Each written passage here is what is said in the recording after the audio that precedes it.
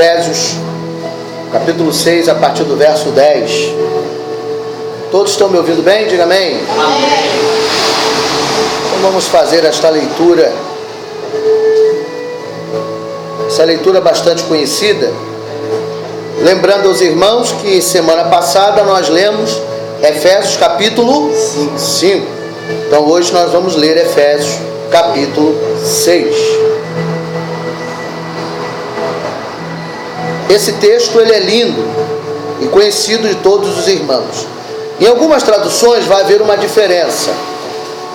Obrigado. Em algumas traduções vai haver uma diferença. Mas no final nós vamos falar da mesma coisa. Finalmente, irmãos meus, fortalecei-vos no Senhor e na força do seu poder. Revesti-vos de toda a armadura de Deus, para que possais estar firmes contra as astutas ciladas do diabo.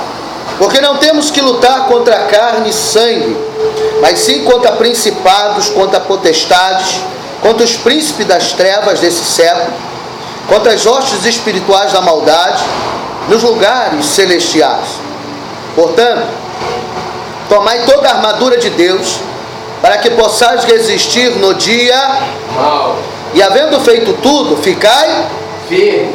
Estais, pois, firmes, tendo cingido os vossos lombos com a verdade, vestindo a couraça da justiça, calçando os pés na preparação do evangelho da paz, tomando sobretudo o escudo da fé, com o qual podereis apagar todos os dardos inflamados do maligno.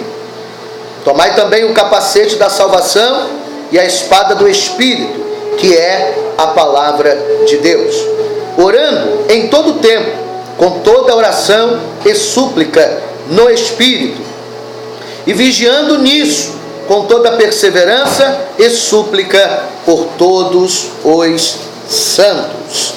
Verso 19. E por mim, para que me seja dada no abrir da minha boca a palavra com confiança, para fazer notório o mistério do Evangelho. Amém? Amém. Você pode aplaudir a Deus por essa palavra? Glórias a Deus, aleluia. Quero louvar a Deus pelos irmãos que aqui já se encontram, né? Hoje recebendo aí a visita do nosso irmão, sempre passa na porta, e hoje ele decidiu tomar posse da vitória, né?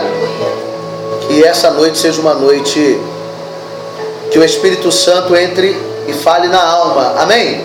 Amém. Quantos estão entendendo isso? Diga amém. Amém. O Espírito Santo quer falar a alma, e isso é muito importante. Irmãos, a palavra dessa noite, toda terça-feira nós estamos vivendo uma verdade, e essa verdade nos leva a pensar, principalmente quem nós somos. Por isso que o tema da mensagem é: quem sou eu? Quem sou eu? Como eu me posiciono, como eu me vejo, como eu me enxergo e como realmente eu sou. E diante de cada semana o Senhor tem falado algo diferente ao nosso coração. Nós estamos aqui entrando dentro de uma visão, porque já falamos sobre as características de pessoas que tem dentro da igreja, e dentro dessa característica nós queremos alcançar a maior de todas elas, que é ser o quê? Discípulo, né? E eu quero glorificar a Deus, porque Ele tem nos ensinado, Ele tem nos orientado e tem marcado em nós, e a nossa mente, a nossa alma, tem produzido a necessidade de sermos discípulos do Senhor.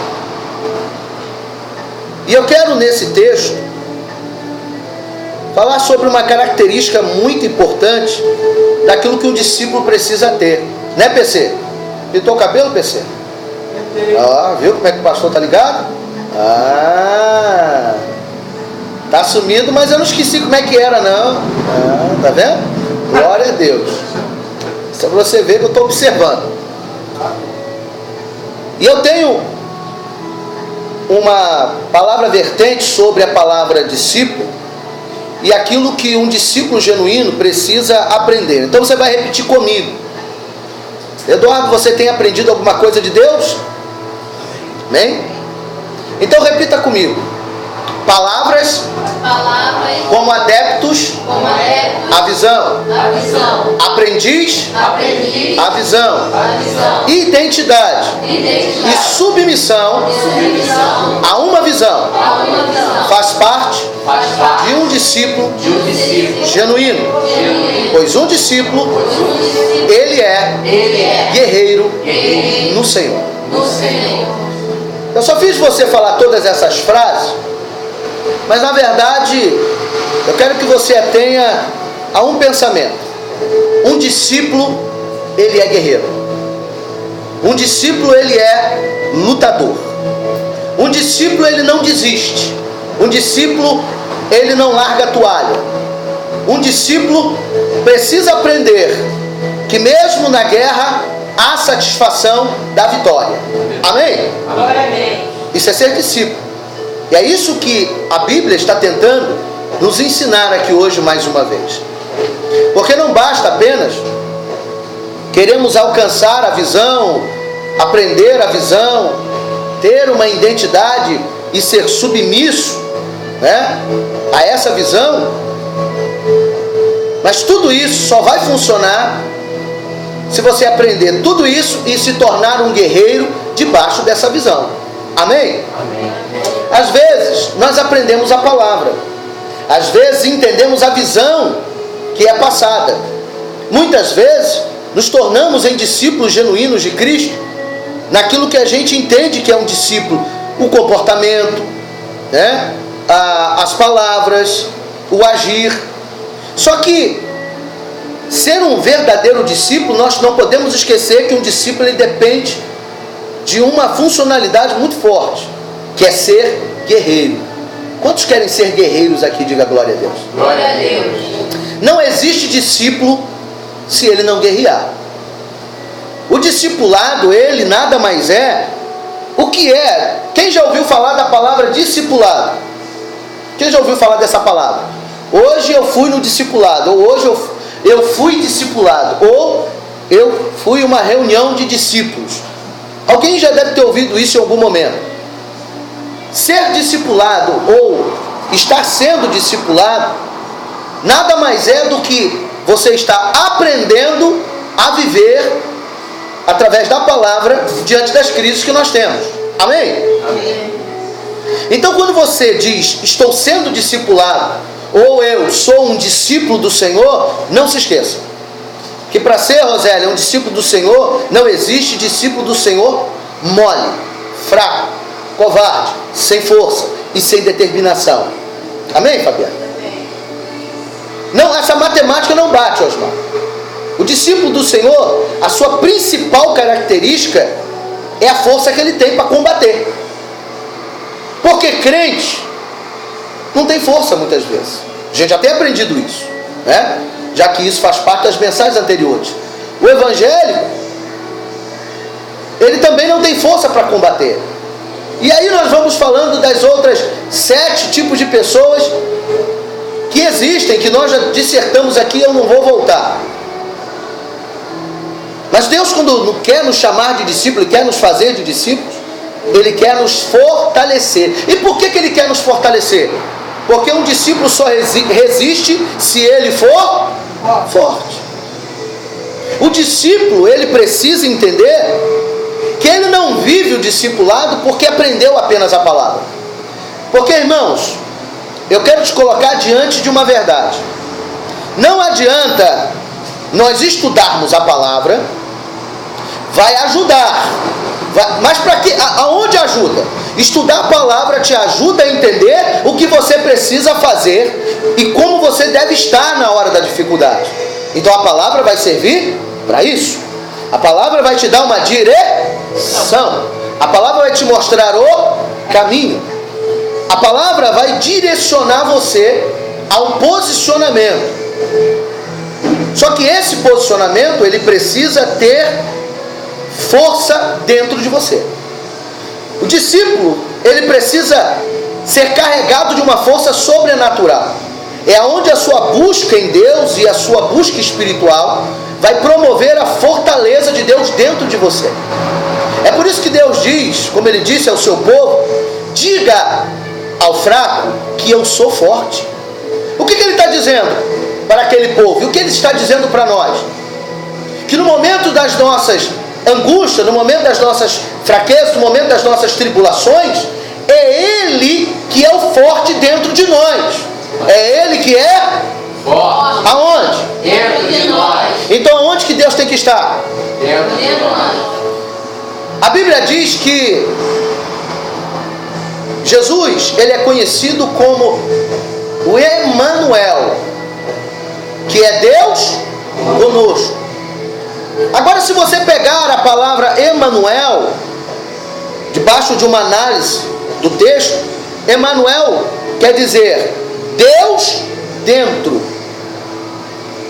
Quando a Bíblia reflete e fala que ele seria o Emanuel da humanidade, a exegese do texto, a palavra que está tentando dizer para nós o seguinte: é Deus dentro do ser humano. Então, quando nós dizemos o seguinte, repetimos e reverberamos essa palavra, diga ao fraco que eu sou forte, e Deus está dizendo isso para nós, então você tem que ter Deus aonde? Fora ou dentro? Quando Deus está dentro, você fica mais forte ou mais fraco? Mas você sabe que é fraco, mas Deus dentro, você fica forte. Agora, como é que Deus fica dentro agora? Chupa essa manga agora. Como é que Deus vai estar dentro do fraco? É uma pergunta que eu quero te fazer. Quem fala é fácil, agora eu quero ver a gente entender. Como é que Deus está dentro de quem está acabado, de quem está arrasado, de quem está triste, de quem está acabrunhado, quem está vivendo um momento de angústia, quem está devendo a todo mundo, quem está sem emprego, quem está vivendo um monte de situação difícil? Como? Como viver isso? Como viver isso? Como é ter Deus dentro? A parte mais difícil para muitos é viver essa verdade. É ter Deus dentro. O problema é que as pessoas têm Deus fora. Aquele Deus, sabe aquele Deus superficial? O Deus que gosta, uma visão simplória do que eu vou falar, é aquele Deus que age somente diante das visões que nós temos daquilo que é Deus. É palavras, são ações que na verdade não refletem Deus, são alguns sentimentos que brotam em nós dentro da igreja. Só que o Deus que nós queremos e precisamos ter, ele não está do lado de fora, ele tem que estar onde? Nós clamarmos aqui, nós falarmos aqui, como aqui mesmo, né? Infelizmente aqui é um exemplo prático.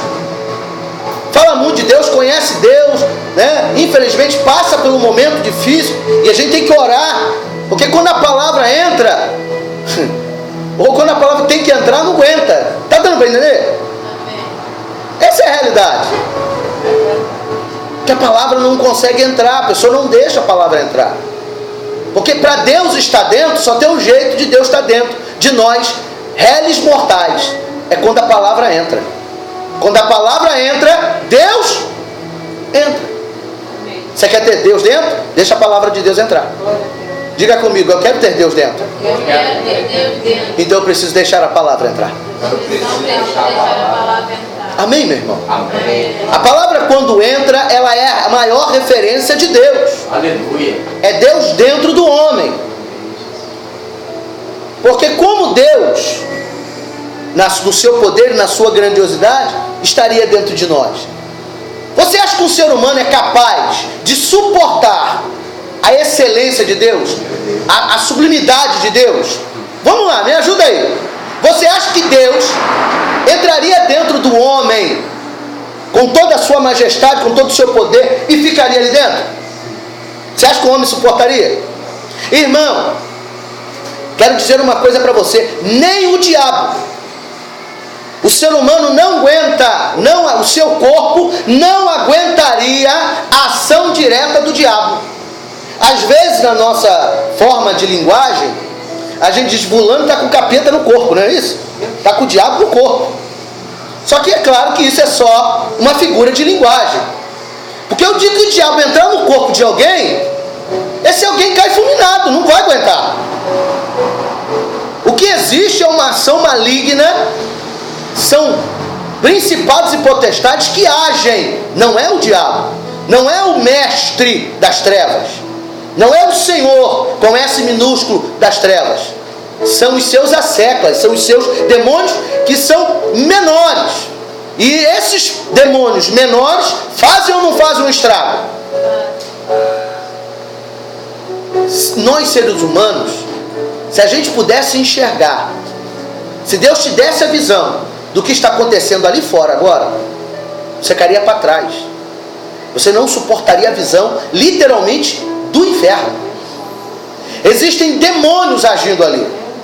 Você acha que alguém normal vive o que nosso amigo vive, tem vivido na vida dele?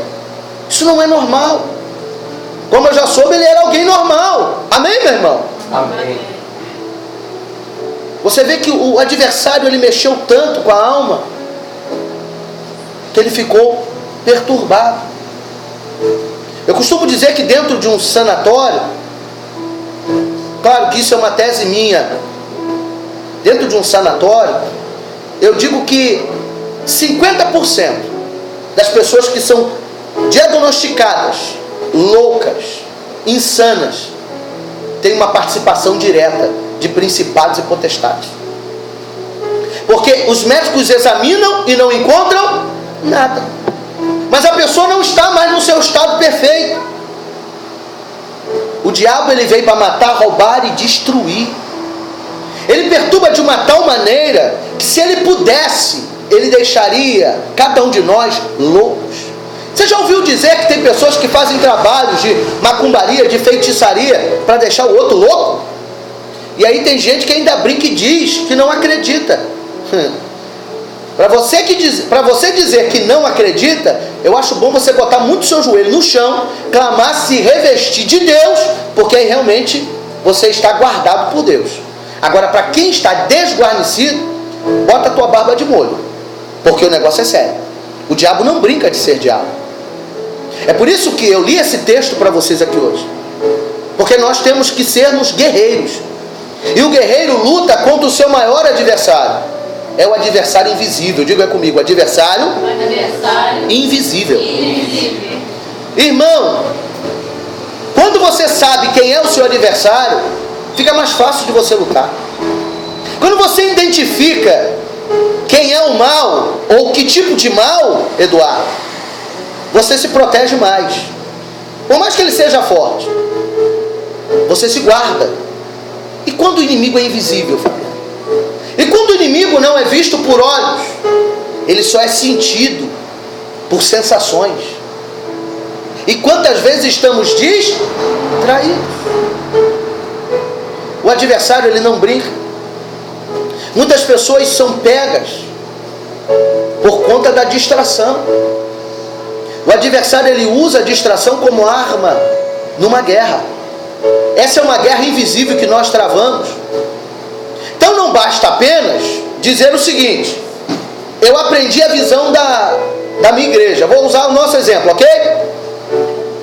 Eu sou adepto da visão da igreja. Eu aprendi a visão da igreja. Eu tenho a identidade, eu tenho a cara da igreja a quem eu sirvo. E eu tenho sido um discípulo à luz da palavra.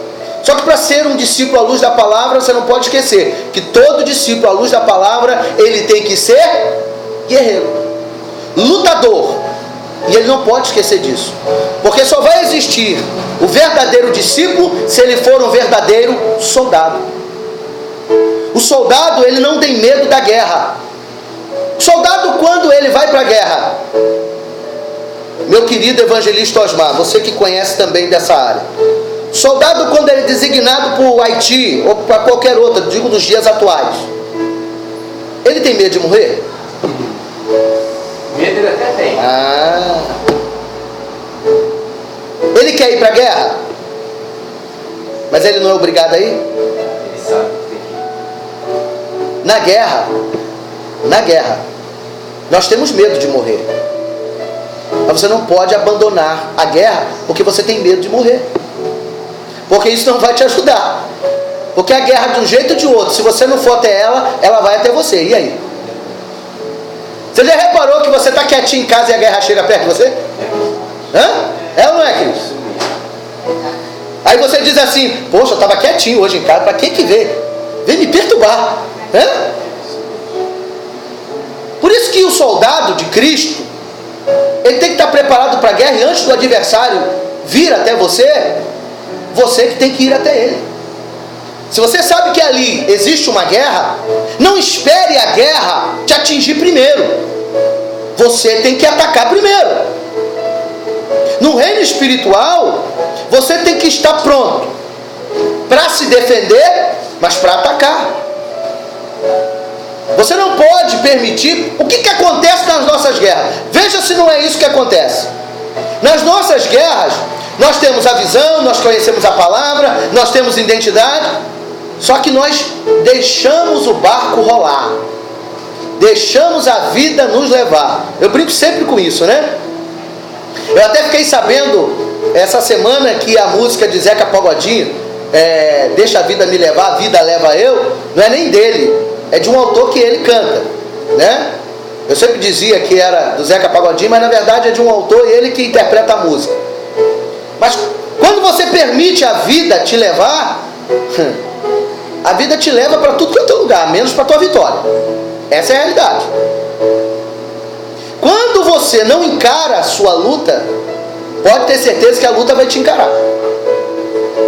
E geralmente na nossa vida espiritual, ou na nossa vida diária, cotidiana, nós só vamos lutar porque fomos atingidos primeiro.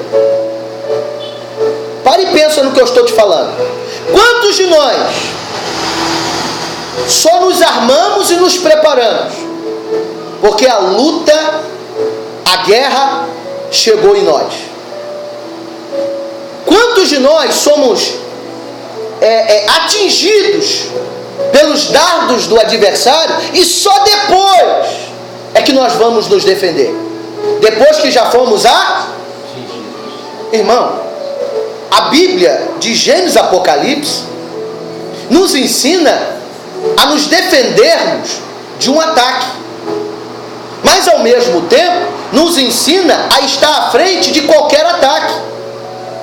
O problema é que a gente só se prepara para a guerra quando a guerra já está na nossa porta, quando ela está mais próxima de nós, quando na verdade nós é que tínhamos que estar um passo à frente. E geralmente quando somos atingidos por esse tipo de realidade, no início ficamos logo o quê? Frustrados. Essa é uma realidade. Por quê? Por que ficamos frustrados? Somos cheios de Deus, falamos em línguas estranhas, temos como discípulo uma meta, porém esquecemos que o discípulo, ele não desiste da guerra e não foge da peleja.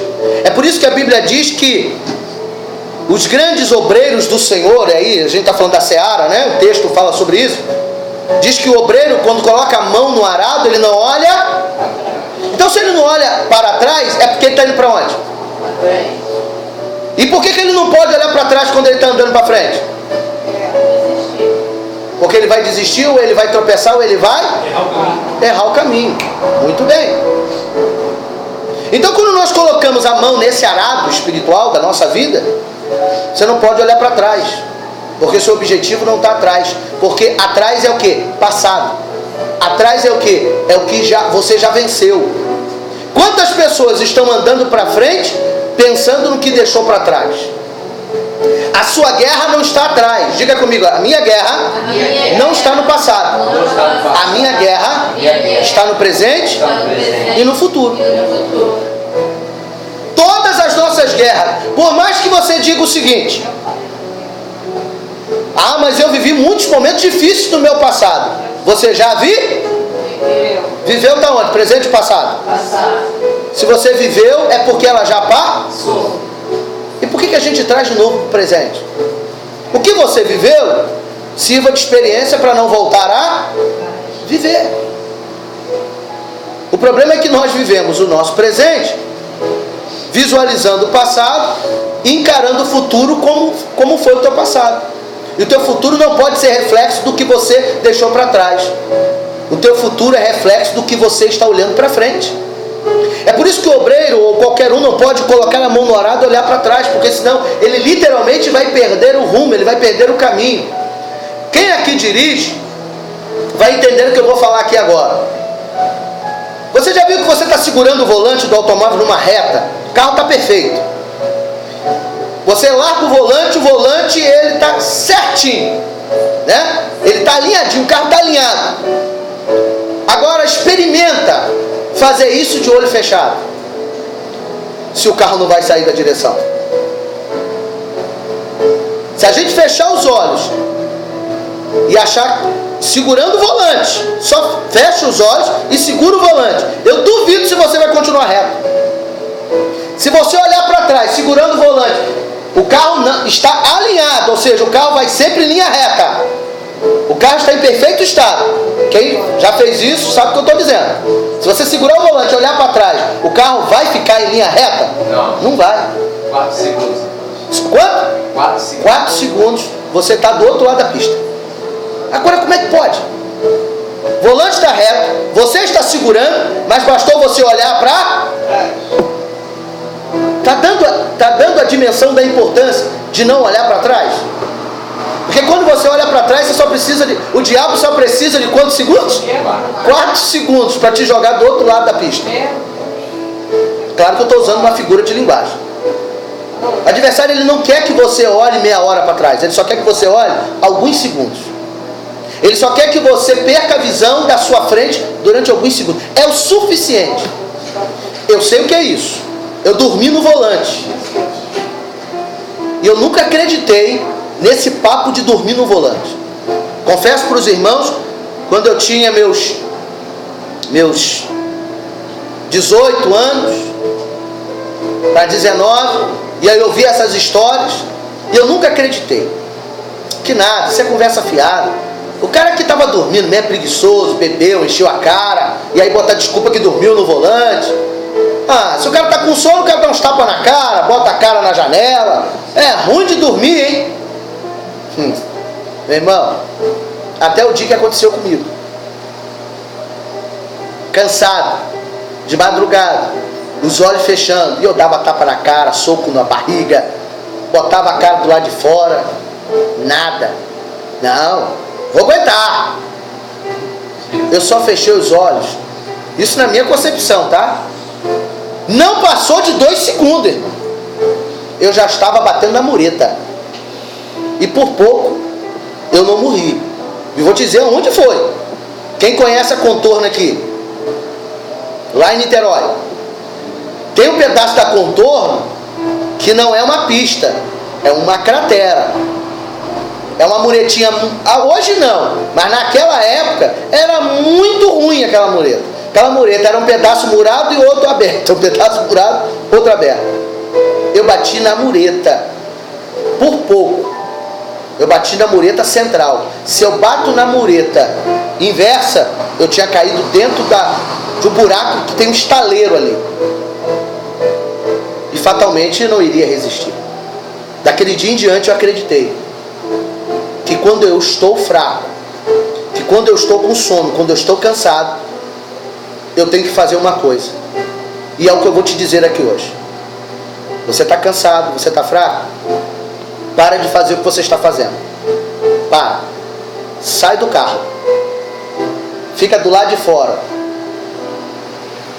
E você vai ver que o sono vai passar. O que eu estou tentando dizer?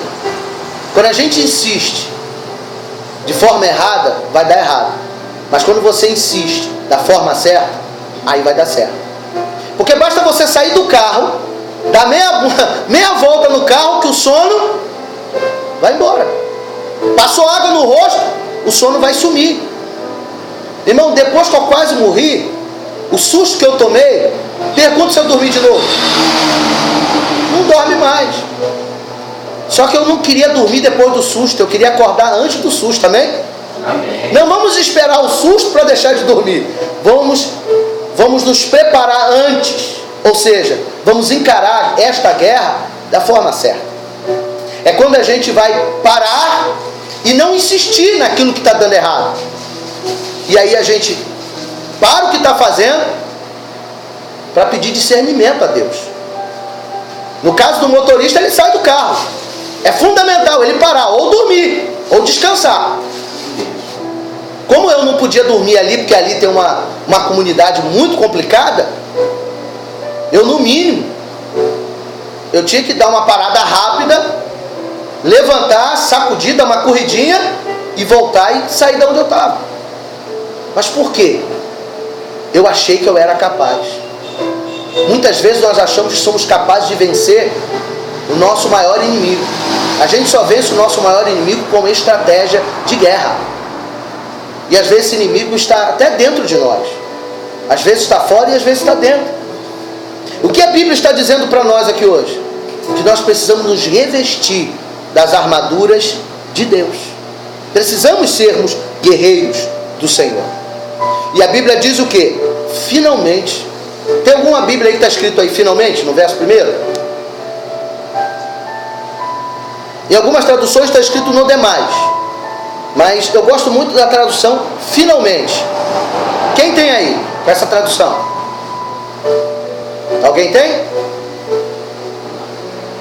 Mas vamos lá, ó. Finalmente, irmãos meus, fortalecei-vos no Senhor e na força do seu poder. Olhe para mim. O apóstolo Paulo, ele está descrevendo algo sensacional e ao mesmo tempo angustiante. Finalmente.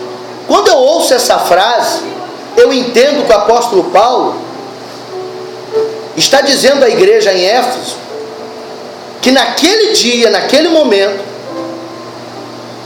que nos capítulos anteriores, a vivência dele, porque ele escreve aqui uma carta a Éfeso, e ele então está relatando ao povo, por isso que nós semana passada lemos a Efésios 5 e hoje estamos lendo Efésios 6, ele está dizendo que o povo começou a entender. Diga comigo assim, finalmente. Finalmente. O povo entendeu.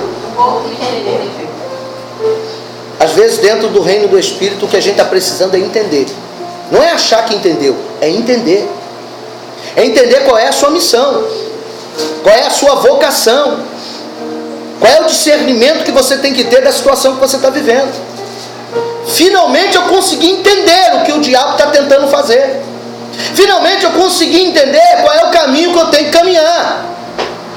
Finalmente, o apóstolo Paulo está dizendo, um guerreiro, um soldado, ele precisa entender o porquê ele está numa missão. Um soldado não vai sem no mínimo saber qual é a diretriz de uma missão. Um comandante não pega o seu soldado e diz, ó, fica aí no meio da selva e se vira. Ele tem que ter uma missão. Ele tem que ter uma diretriz, ó, você tem que resgatar fulano. Você tem que tomar posse dessa área. Mas ele tem uma missão, ele pode até estar sozinho. Diga comigo, eu posso até estar sozinho. Mas isso não significa que eu não tenho uma missão. A gente não pode viver um evangelho sem que ele seja uma missão para nós. Tudo na sua vida espiritual é uma missão.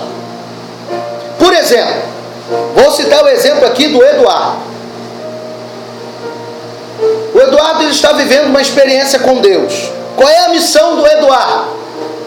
E é isso que eu quero que ele entenda. Eu quero dizer isso para ele. Finalmente, depois de tanto tempo, Eduardo, olha o que o apóstolo Paulo estava dizendo para a igreja. Estou usando apenas a sua vida como exemplo. Finalmente, até que enfim, que o Eduardo entendeu quem sou eu na vida dele. Agora, quantas vezes as pessoas já não falaram de Deus para você? Quantas vezes você não foi convidado para estar numa igreja? Quantas vezes você até sentiu um negocinho assim, deu uns arrepios, sentiu um negócio legal, gostoso? Pô, essa igreja é maneira, o povo é legal, gente boa. Mas a igreja não é feita de gente legal, gente boa. A igreja é feita da visão do reino. Por isso que você não permaneceu. Porque ninguém vai ficar numa igreja porque o povo é legal. A gente permanece num lugar espiritual porque tem visão de Deus. E aí, isso é uma missão, Eduardo. Estou dando a sua vida como exemplo. Hoje, quando você começou a entender a visão de Deus na sua vida, o que aconteceu? Você focou um alvo. Quando você focou um alvo, Deus começou a te mostrar o caminho e a direção. Foi ou não foi? E eu te pergunto, é diferente de ir numa igreja do que conhecer a sua missão? Tem ou não tem diferença? De entrar dentro de uma igreja e conhecer o porquê que eu estou lá dentro. Qual é a minha visão? Qual é a minha missão? Faz diferença. Com pouco tempo, Deus já começou a abrir as portas. Agora, isso aqui vale como alerta, né? Deus abre a porta porque você entendeu a missão. E se você deixar de entender a missão? Não precisei nem falar, né? Você entendeu, né? Ó, dá até para falar em mistério, forte. Mas veja se não é isso que acontece com as nossas vidas. Se ele esquecer a missão, se eu esquecer a missão, se eu esmorecer na missão, aquilo que eu conquistei se perde. Por quê? Por que as coisas que Deus me dá, elas vão se esvaindo? É porque nós perdemos o foco da missão, da verdadeira vocação. Eu, como soldado, não posso esquecer disso. Como discípulo do Senhor, soldado de Cristo, eu não posso esquecer que a minha missão é mudar a minha vida. E para mudar a minha vida, não pode ser apenas em um dia. São todos os dias. Qual é a missão do Eduardo? Qual é a minha missão? Qual é a missão da Cris? Qual é a missão do PC? Qual é a missão da Lúcia? Qual é a missão da Rosélia? Qual é a missão da Fabiane? Qual é a missão do Osmar? Qual é a missão da igreja que está aqui? Qual é a missão? A missão é mudar a sua vida todos os dias, para que Deus te exalte sobre todos os seus dias nessa terra. O dia que você esquece dessa missão, você perde a luta. Você pode não perder a guerra, mas aquela luta você perdeu, porque a guerra pertence ao... Mas eu não entro numa guerra para perder, eu entro numa guerra para ganhar. Então eu não vou ficar perdendo luta todos os dias. Para não perder as minhas lutas, eu tenho que focar a minha missão todos os dias. E aí ele está dizendo, até que enfim entendeu. E quantas pessoas estão dentro da igreja e tão difícil de entender? Quantas pessoas estão errando o alvo? Eles estão passando pelas mesmas fases o tempo todo. As pessoas vão e vêm, vão e vêm. Gente, eu quero deixar essa palavra para nós. É bom crescer em Deus? Sim. É bom sentir Deus te usar? Amém. É bom sentir que você cresceu espiritualmente? Aleluia. Mas quantas vezes nós vivemos isso e é tão gostoso, e no meio do caminho permitimos o diabo nos colocar de volta no mesmo lugar que nós estávamos lá atrás? Por que a gente vai permitir isso, irmãos? Nessa noite Deus está falando conosco. Nós não podemos desistir da nossa missão. PC, você não pode desistir da sua missão. Eduardo, você não pode desistir da sua missão. Cris, você não pode desistir da sua missão. Fabiano, você não pode desistir da sua missão. Osmar, você não pode desistir da sua missão. Aleluia, Jesus, eu não quero. Rosélia, você não pode desistir da sua missão. Lourdes, você não pode desistir da sua missão. Quando você desiste da sua missão, você volta à estaca zero. Você volta a um caminho que você já caminhou. E o que o diabo quer não é tirar você da igreja. Diga comigo assim, o que o adversário quer. O que o adversário quer. Não é me tirar da igreja. Não é me tirar da igreja. Mas é fazer eu voltar. Fazer eu voltar. O tempo todo. Naquilo que eu acredito. O que ele tenta trabalhar dentro de nós é sempre nos retroceder. É sempre atrasar o nosso caminho. Ele tenta nos atrasar, meu irmão. O diabo vem para atrasar a vida da gente. ele está o tempo todo tentando atrasar a nossa chegada. Mas eu profetizo sobre a tua vida que a tua chegada não será atrasada. Aleluia. Amém, meu irmão? Eu profetizo isso sobre a tua vida. Porque Deus quer que nessa noite nós venhamos entender que a missão que nós temos não pode ser atrasada por causa de nada. Porque a nossa missão ainda está no início de todas as coisas. É por isso que o apóstolo Paulo, ele está dizendo, finalmente ele encontrou alguém que entendeu a visão. Ele entendeu que alguém que há muito tempo devia estar incomodando ele ou algumas pessoas, e essas pessoas começaram a agir conforme a visão do reino. E aí ele diz, finalmente, ainda bem que você voltou ao caminho, entendeu o foco da palavra, entendeu qual é a verdadeira missão de um soldado. Porque um soldado, ele não pode retroceder. Um soldado que retrocede na guerra, ele é chamado de quê? Desertor. Se ele fugir da guerra, na linguagem militar, ele é chamado de quê? Desertor. No reino espiritual, nós não podemos desistir, porque o Senhor tem preparado algo sublime, excelente sobre as nossas vidas. Sabe, Eduardo, o que não vai faltar são motivos e motivações para você desistir. Não vão faltar pessoas para te fazer desistir. Estou falando para você especificamente, não por nada, mas porque sei que você é o mais novo aqui. E eu sei que você precisa de cuidado e de orientação.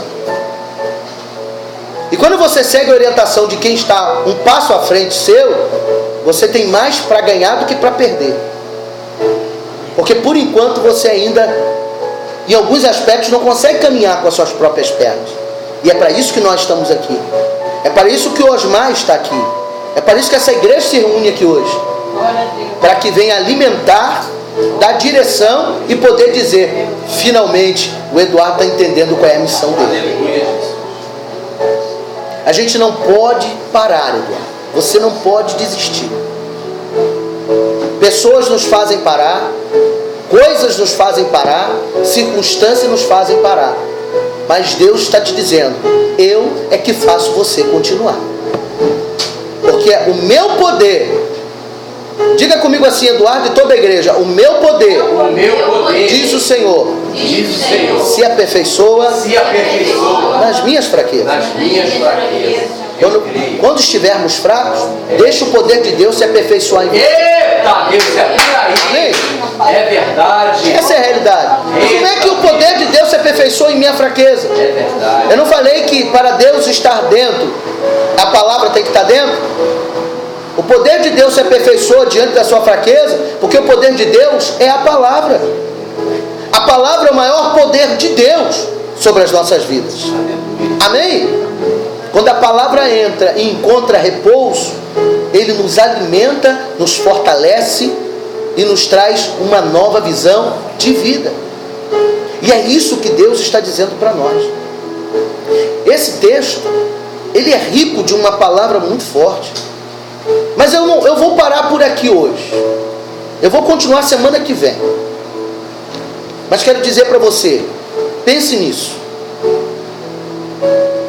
Pense no que você precisa entender todos os dias, que é não desistir da sua missão. Porque o verdadeiro discípulo, ele não desiste da sua missão. Ele não desiste do seu chamado.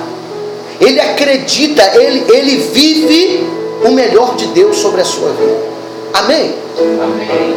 Porque a experiência de Deus na guerra. Para que a guerra serve, meu irmão?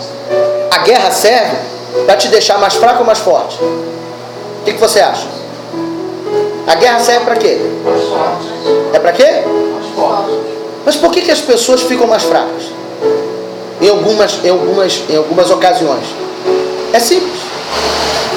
As pessoas que ficam mais fracas é porque elas não entenderam o que aquela guerra podia promover sobre a vida dela. Mas quando você entende qual é a sua missão, a guerra te transforma mais forte. A guerra passa a não ser o seu momento de tristeza, mas passa a ser um momento de entendimento. É onde o apóstolo Paulo está dizendo para nós: finalmente você entendeu que a sua guerra é para o seu crescimento e não para a sua morte, não para a sua fraqueza, não para os seus momentos difíceis, mas ao contrário, as guerras das nossas vidas é para nos deixar mais fortes diante do Senhor. Amém, meu irmão? Amém. Diante de Deus, que todos os dias nós viemos dizer para Deus: Deus, eu entendi o que o Senhor fez comigo, finalmente. E que Deus venha dizer para você todos os dias: como eu tenho me orgulhado de você, porque finalmente você entendeu o que eu quero fazer na tua alma, o que eu quero fazer na tua vida, o que eu quero fazer na tua história e o que eu vou fazer com você daqui para frente. Amém? Amém. Quantos querem viver essa visão? Glórias a Deus. Finalmente a igreja entendeu o recado de Deus. Amém? Amém. Eu deixo essa palavra para você. Eu quero continuar ela semana que vem. E aí eu vou falar de outros aspectos. Mas tenho certeza que Deus vai levantar guerreiros para lutar as suas lutas. Por isso que o apóstolo Paulo, ele diz o quê? Combati, acabei a carreira e guardei a fé. O que ele está dizendo? É que ele entendeu qual era o propósito. Ele entendeu que ele combatia o bom combate. Ele brigava mesmo, ele lutava mesmo, ele não desistia. Ele partia para dentro, como diz aí fora. Ele combateu o bom combate. Mas quando chegou o dia final da sua carreira, que ele já estava aspirando à morte, ele sabia que a fé dele estava do mesmo jeito quando ele começou as batalhas da sua vida. Eu profetizo sobre a tua vida que a tua fé não será abalada por causa das suas guerras. Amém? Amém. Que a sua fé se fortaleça nas guerras da sua vida. Eu profetizo isso sobre a tua vida. E que Deus te abençoe nessa noite. E que o Espírito Santo revele coisas profundas e maravilhosas sobre o teu coração. Porque hoje Deus está levantando guerreiros para lutar as boas guerras. Amém? Amém. Que Deus abençoe a todos. E acabou.